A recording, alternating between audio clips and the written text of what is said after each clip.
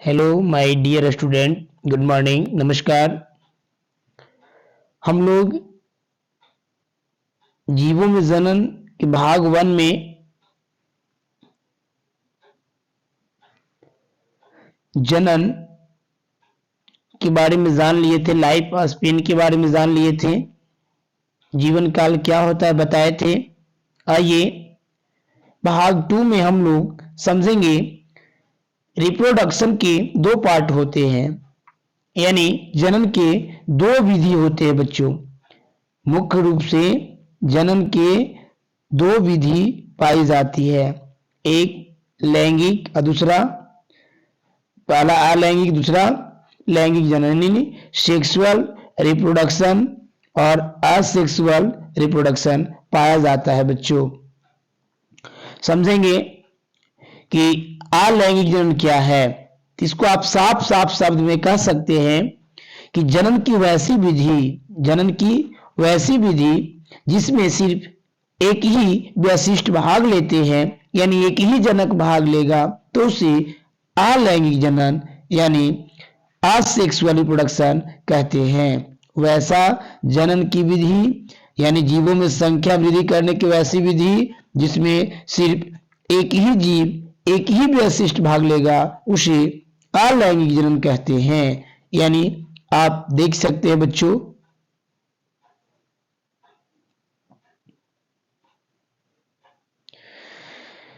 अलैंगिक जनन की परिभाषा आपके सामने दिया गया है। इस प्रकार के जनन में केवल एक ही जीव या जनक भाग लेते हैं, यानी अलैंगिक जनन में बच्चों सिर्फ एक ही प्रकार के जनक भाग लेंगे। इस विधि में वयस्क बनने के बाद जीव अपनी हूबहू प्रतिलिपियां के रूप में संततियां उत्पन्न करता है। यानी ये जो अलैंगिक जनन की विधि है बच्चों, इसमें जो भी संतान उत्पन्न होगा वो अपने जनक के हूबहू समान होगा, अतः जनक तथा संतति के बीच आनुवंशिक पदार्थ एवं लक्षणों में कोई अंतर नहीं होता है। यानी जनक हो या जो संतान हुआ है, वो दोनों के बीच में कोई अंतर नहीं होता आनुवंशिक रूप से। इसलिए अलैंगिक जनन के फलस्वरूप उत्पन्न संततियों को क्लोन कहा जाता है। ऐसा जनन अपेक्षाकृत तीव्र दर से होता है। यानी आप समझ गए बच्चों कि ये जो अलैंगिक जनन है उसमें सिर्फ एक ही जीव भाग लेगा, यानी एक ही जनक भाग लेगा, और ये विधि से अलैंगिक जनन से जो भी संतान उत्पन्न होगा वो बिल्कुल जनक की हूबहू समान होगा। यानी आनुवंशिक रूप से कहिए तो उनके पिताजी यानी उनका जो जनक है और उनके जो संतान है उनमें थोड़ा भी अंतर नहीं होगा, हूबहू समान होगा। इसलिए उनकी संतान को यानी अलैंगिक जनन से जो संतान उत्पन्न होगा उनको संतान को हम क्लोन कहेंगे। ऑब्जेक्टिव बार बार करता है कि बताइए किस जनन से प्राप्त संतान को क्लोन कहा जाता है, किस जनन से प्राप्त संतान को क्लोन कहा जाता है, तो कहेंगे अलैंगिक। क्या कहेंगे? अलैंगिक। कोई दिक्कत? यानी आप बोल सकते हैं कि अलैंगिक जनन किसे कहेंगे? वैसा विधि जिसमें सिर्फ एक ही जनक की आवश्यकता होती है उसे अलैंगिक जनन कहते हैं। अलैंगिक जनन से उत्पन्न संतान को क्लोन कहा जाता है। क्या कहा जाता है? क्लोन। क्लोन क्यों कह रहे हैं बच्चों? क्योंकि अलैंगिक जनन से जो संतान उत्पन्न होती है उनमें और उनके जनक में थोड़ा भी अंतर नहीं होता है बच्चों। अलैंगिक जनन से जीवों का विकास नहीं होता है ना। अब चलेंगे दूसरा, लैंगिक जनन, जिसको इंग्लिश में लोग कहते हैं सेक्सुअल रिप्रोडक्शन। क्या कहते हैं? सेक्सुअल रिप्रोडक्शन कहा जाता है। इस प्रकार के जनन के लिए यानी लैंगिक जनन के लिए शरीर में विशेष प्रकार के जननांग होते हैं। शरीर की समान दैहिक कोशिकाओं से भिन्न प्रकार की 2 अगुणित कोशिकाओं का संयुग्मन लैंगिक जनन की आधारभूत प्रक्रिया होती है। इन अगुणित कोशिकाओं को युग्मक कहते हैं।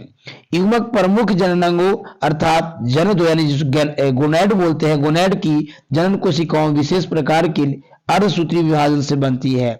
इनके बनने की इस प्रक्रिया को युग्मक जनन कहते हैं या फिर गैमेटोजेनेसिस कहते हैं। संयुग्मन में भाग लेने वाली दो लैंगिक कोशिकाएं भिन्न प्रकार की होती है, एक नर युग्मक कोशिका तथा दूसरी मादा युग्मक कोशिका।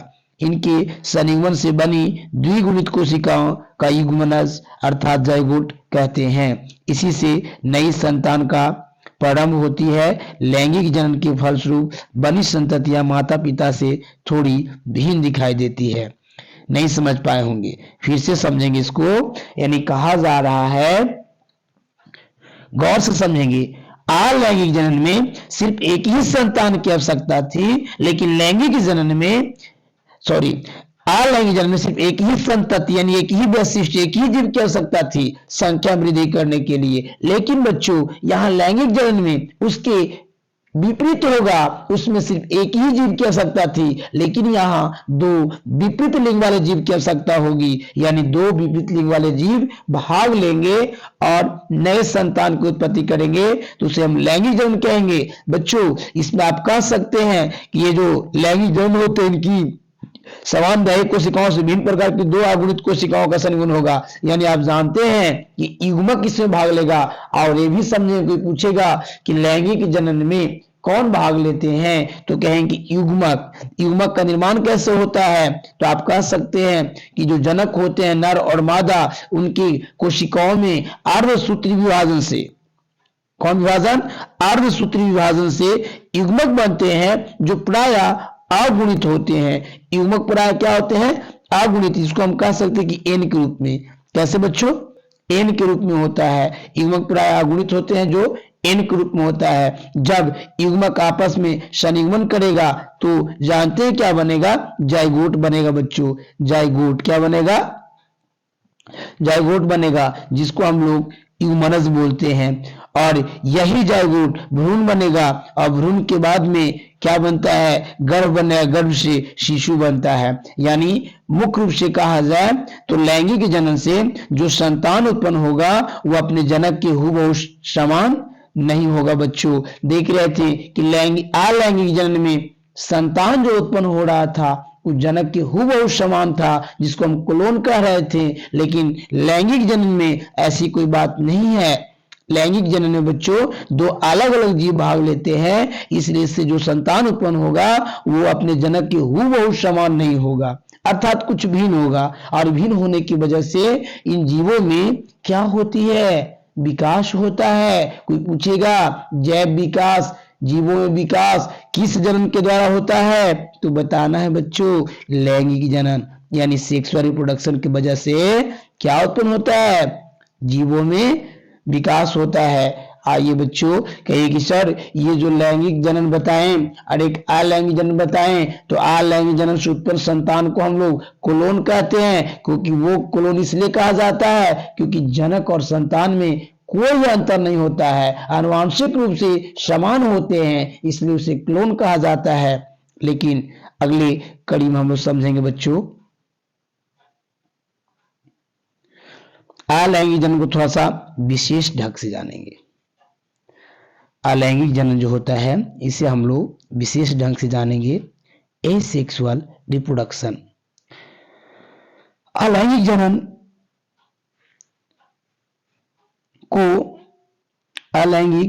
को एकल जीव जनन भी कहा जाता है, क्योंकि इस प्रक्रिया में केवल एक ही जीव भाग लेते हैं। पहले से ही बता चुके हैं अलैंगिक जनन में सिर्फ कितने जीव, एक जीव भाग लेता है, इसलिए इसे हम लोग एकल जीव जनन के नाम से भी जानते हैं। पूछा जाए एकल जीव जनन, एकल जीव जनन किस प्रकार के जनन को कहते हैं, तो कहेंगे असेक्सुअल रिप्रोडक्शन।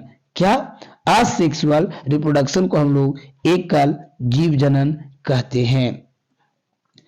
बच्चों अलैंगिक जनन की जो विधि है वो एकल जीव जनन की निम्नलिखित प्रमुख विधियां, यानी अलैंगिक जनन की निम्नलिखित विधियां विधि के द्वारा होगा, क्योंकि एक ही जीव भाग ले रहा है, इसमें बहुत सारे विधि शामिल है जनसंख्या को वृद्धि करने के लिए। सबसे पहला विधि है बच्चों, इसको कह सकते हैं द्विविभाजन, बाइनरी फिजन, बाइनरी फिजन। दूसरा है बीजाणु जनन, जिसको कहते हैं स्पोरुलेशन, स्पोरुलेशन। मुकुलन, वर्डिंग बोलते हैं इसे बच्चों। कलिका, जिसको हम लोग जेम्यूल बोलेंगे, क्या बोलेंगे? जेम्यूल। खंडी भवन, और एक है पुनरुत भवन। ये सारे विधियां हैं अलैंगिक जनन के, यानी कह सकते हैं इसमें ये सारे विधियां में, जितना ये जो विधि हम बता रहे हैं, ये सारे विधियां में एक ही जनक की आवश्यकता होगी, एक ही वैशिष्ट की आवश्यकता होगी, सिर्फ इसका विधि अलग अलग है। आप जान चुके हैं कि अलैंगिक जनन में सिर्फ एक ही वैशिष्ट या एक ही जनक भाग लेता है, लेकिन कई विधि के द्वारा अलैंगिक जनन होता है ना? कि कौन कौन सी विधि है सर? तो सबसे पहला विधि जो है द्विविभाजन, बीजाणु जनन, मुकुलन, कलिका, खंडी भवन, पुनर्भवन। रट जाना है, याद कर लेना है। कोई पूछा है कि अलैंगिक जनन की विधि कौन कौन से है, तो बताएंगे द्विविभाजन, बीजाणु जनन, मुकुलन, कलिका, खंडी भवन और पुनर्भवन। ये सारे विधियां जो है अलैंगिक जनन की है। तो आप कह सकते हैं कि ये बारी बारी से जानेंगे सर कि मुकुलन जो है, यानी द्विविभाजन जो अलैंगिक जनन का विधि, वो कैसा विधि है। आइए इसके बारे में हम लोग जानते हैं। द्विविभाजन, नाम से पता चला द्विविभाजन क्या बोल रहा है?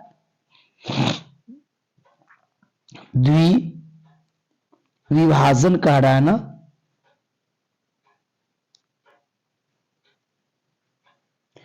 द्विविभाजन, द्वि में होता दो, अभिवादन में होता तोड़ना। यानी यदि जनक का शरीर, किसका शरीर? जनक का शरीर दो भाग में यदि टूट जाता है बच्चों, कितने भाग में? दो भाग में अगर टूट जाता है तो कहेंगे कि वो द्विविभाजन है। कौन विभाजन है? दो विभाजन है। जैसे मान लिया जाए,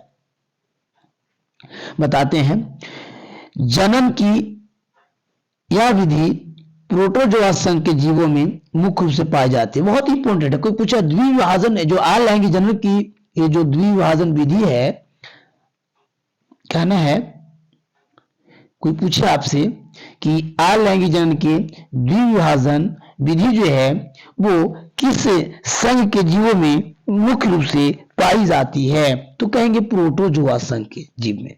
कौन?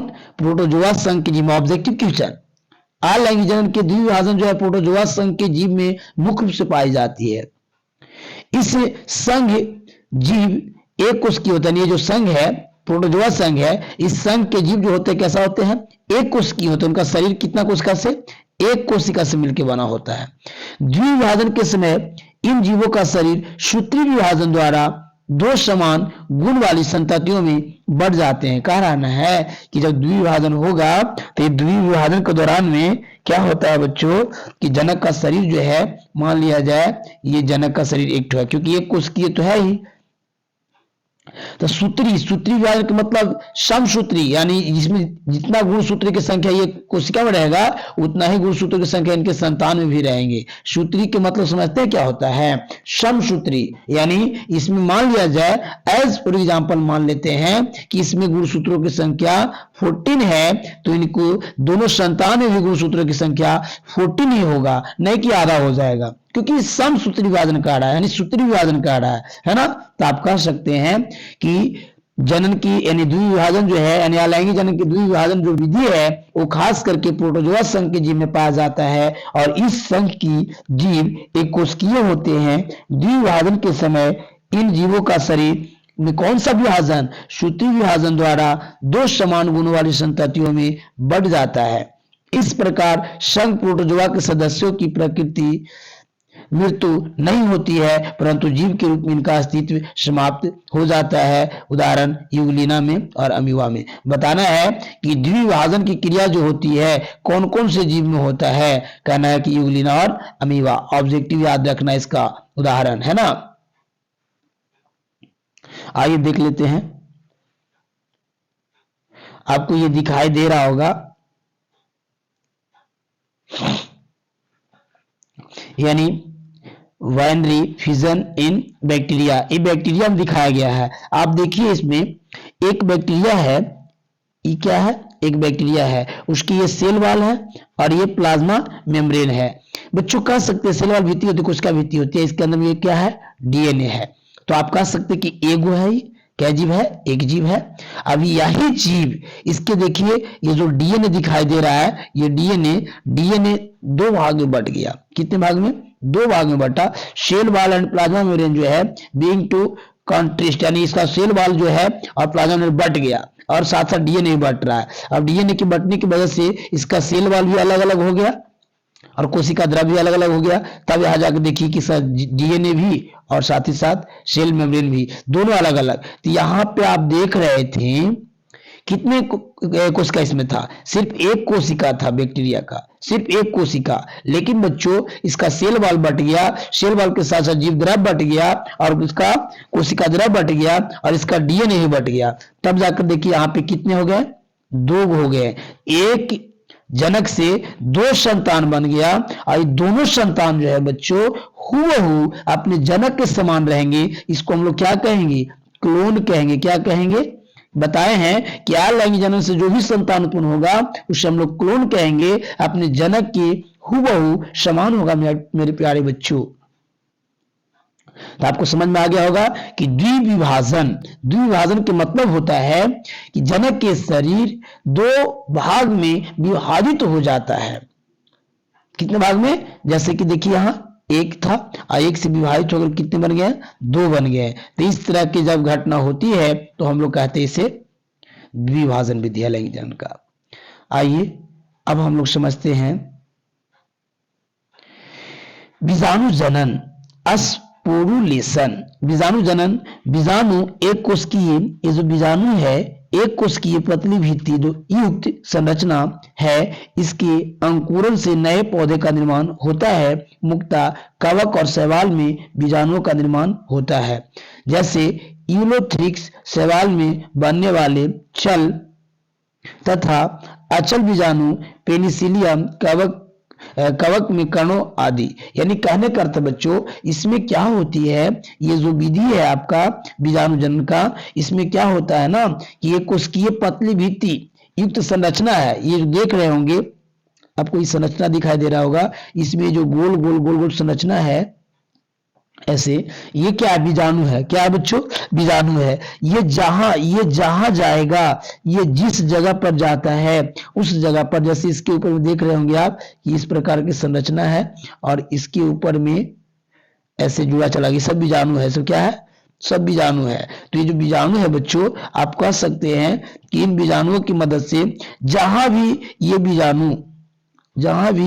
बीजाणु जाएगा, जिससे यहाँ पे आ गया, इस जगह पर यदि अगर आ जाता है तो यहां भी ये क्या करेगा, अपनी संख्या में इस जगह पर, ठीक है, इस जगह पर भी अपनी संख्या में क्या करेगा, वृद्धि कर देगा। यानी जहां जहां ये जाएगा, ये जहां जहां जाएगा वहां वहां नए नए जीवों की उत्पत्ति करेगा। और खास करके बच्चों ये बीजाणु जनन की प्रक्रिया जो है आपको किसमें होता है, ये बात को ध्यान देना है। किसमें है, देखिए कवक और शैवाल में। आपको बताना है कि ये जो बीजाणु जनन की प्रक्रिया, बीजाणु जनन की प्रक्रिया जो है, ये बीजाणु जनन की प्रक्रिया किसमें पाया जाता है, तो कवक और शैवाल में। याद रखना है किसमें पाया जाता है, कवक और शैवाल में, है ना, कवक और शैवाल में।